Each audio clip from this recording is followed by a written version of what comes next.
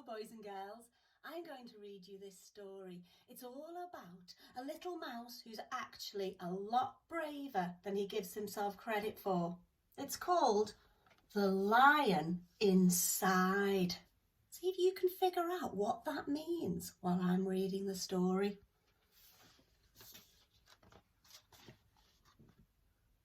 In a dry, dusty place where the sand sparkled gold, stood a mighty flat rock, all craggy and old.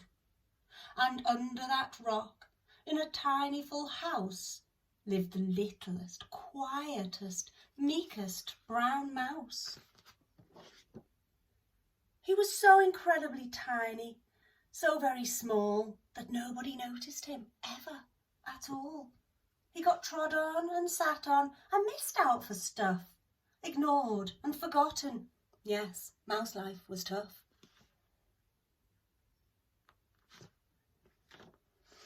Meanwhile, far above, on top of the rock, times were quite different. It was lion o'clock. This huge, toothsome creature made sure everyone saw how important he was by how loud he could roar.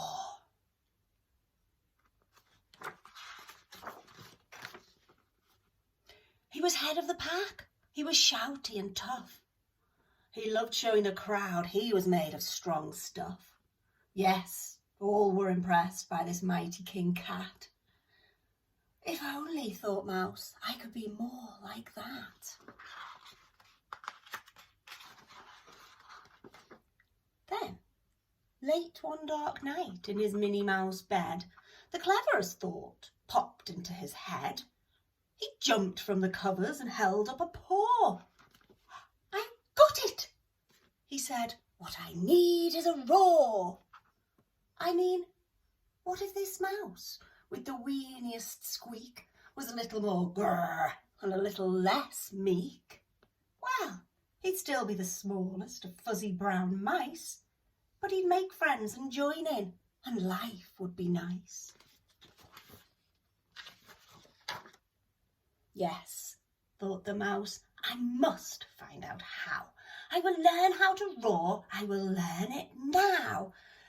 But, gulp, oh my gosh, there was only one beast who could teach him this thing, but might make him a feast.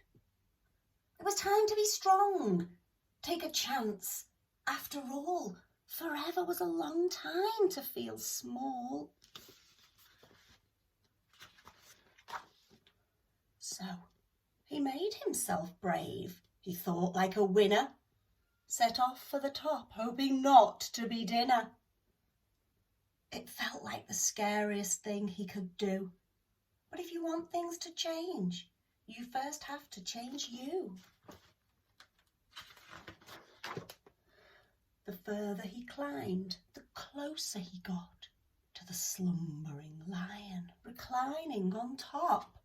Then, at last, as he stood on his tippy toes, he found himself suddenly nose to nose.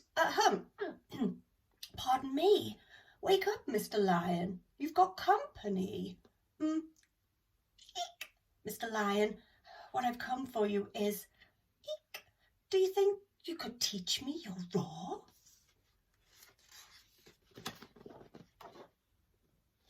A silence befell that twinkling plain. Lion opened his eyes and puffed out his mane. Time slowed right down. Why, it felt like a week.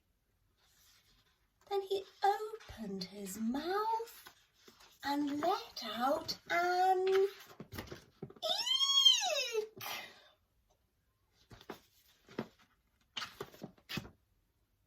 The lion was shaking, his paws all a fumble.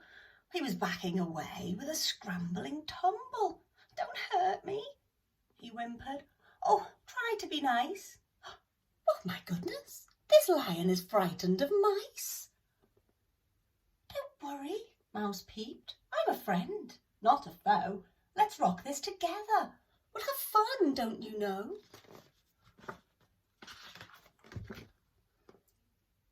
That was a magical moment for sure, when Mouse didn't feel at all small anymore. He had found his true voice and learned how to speak out, and for that you don't need a roar or to shout. From that day and always the two were a pair. They both liked that rock, now the rock was to share. The Mouse, while still little, felt big in his head, and Lion still roared, but with laughter instead. Ha ha ha ha ha. Yes, that day they both learned that no matter your size, we all have a mouse and a lion inside. I hope you enjoyed that. Did you figure out what it meant, the lion inside? That's right, the mouse was brave inside. Can you think of a time when you felt scared about doing something and then had to find your inner lion, your braveness inside? Till next time, children, goodbye.